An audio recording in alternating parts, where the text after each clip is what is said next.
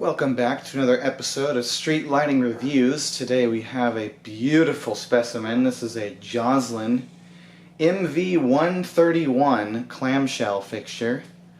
This was introduced in the, I want to say about probably 1954 or 55, somewhere in that range, to replace their all-cast clamshell they had before this that no one really knows the exact model name of. And this was kind of a little bit of a Form 400 inspired fixture. As you can see, it's kind of got a slight bit of that profile to it, and especially evident when you look at it head on. That kind of looks a little bit Form 400 like. So it's definitely not as much of an original design as their first iteration of the clamshell. However, it's still somewhat original. I mean, the glass is of course proprietary, and it's still, if you know what you're looking at, it's obvious this is not a GE at all. But for most people, or for some people, these have been mistaken as a Form 400, which I guess maybe was their idea. I don't know.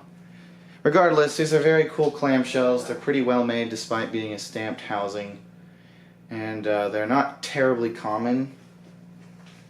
They used to be very common around me, but now there aren't very many left.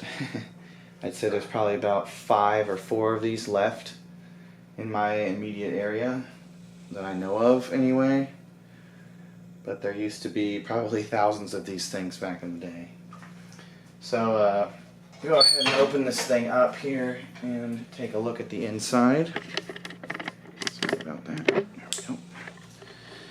So it's pretty cool. It's got a good way of mounting the reflector.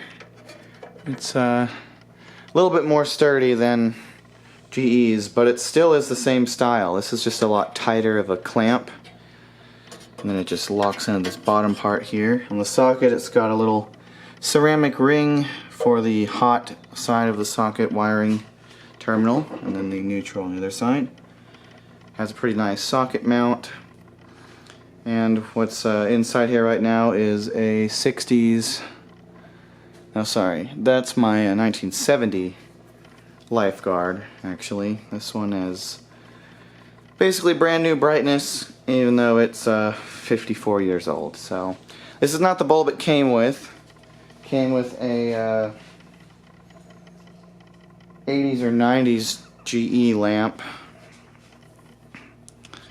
And but yeah, this is more fitting, I think, for it than a GE bulb. I don't know, it just makes more sense. It's older or whatever. So anyway, it's got a pretty decent stamping. It's not super thin, nothing really flexes, so that's nice. Has a nice hinge design, very nice glass, and a kind of Form 400 inspired reflector as well. The little ribs like this, so definitely a lot of similarities, but still very cool fixture. I mean, I love Form 400s too anyway, so it's not that big of a deal. But yeah, it's still somewhat unique. The glass is a little bit more squarish, I guess. That's a good way to put it. So that's nice. But anyway, without further ado, we're going to go ahead and give this thing some voltage.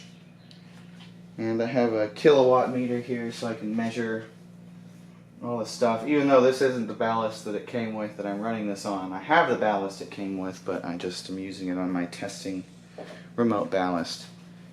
So anyway, here goes.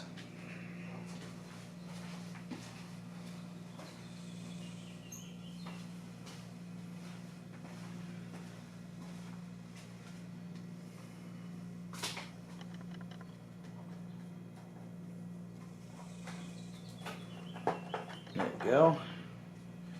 Just the lamp. So when I was a kid, I actually grew up with these on the freeway.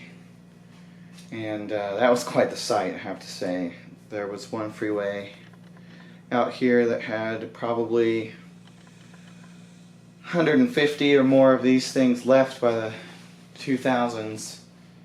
And unfortunately in 2008, they took all the or not really 2009, They took all the clamshells down, just the clamshells, and every single Mercury Cobra head was left up.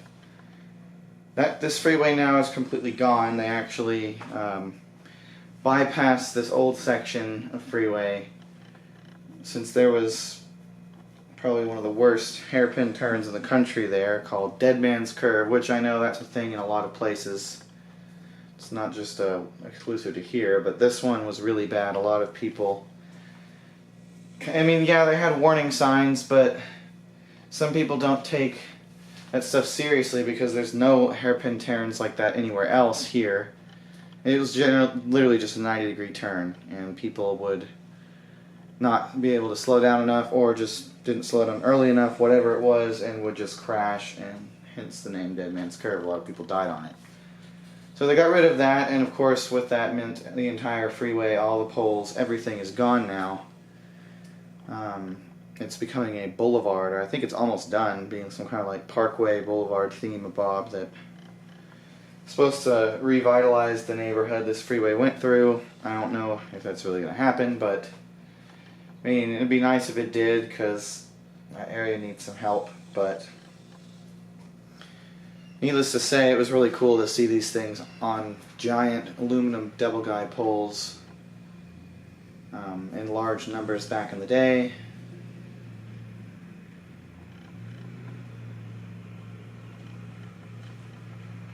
So it was very cool.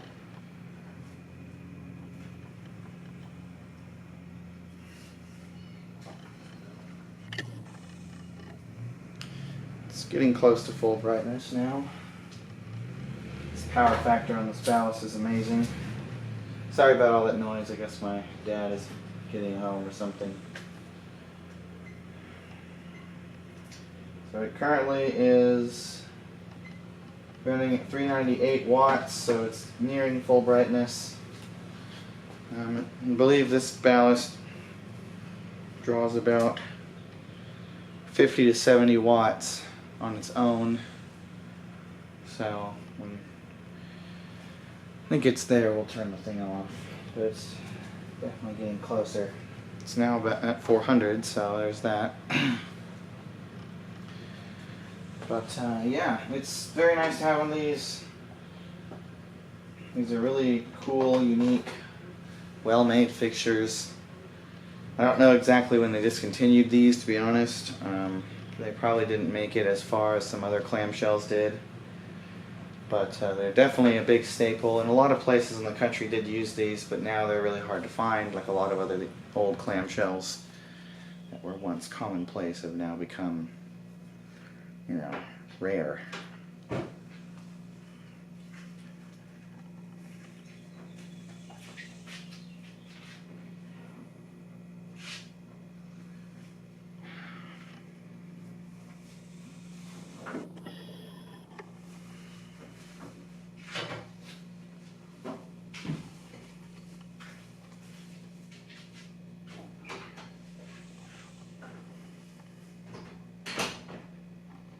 And because my dad is home, he's probably going to come in here and open the garage door, so I'm going to go ahead and end this video. It's pretty much at full brightness. So yeah, that's pretty much it. Hope y'all enjoyed, and thank you for watching.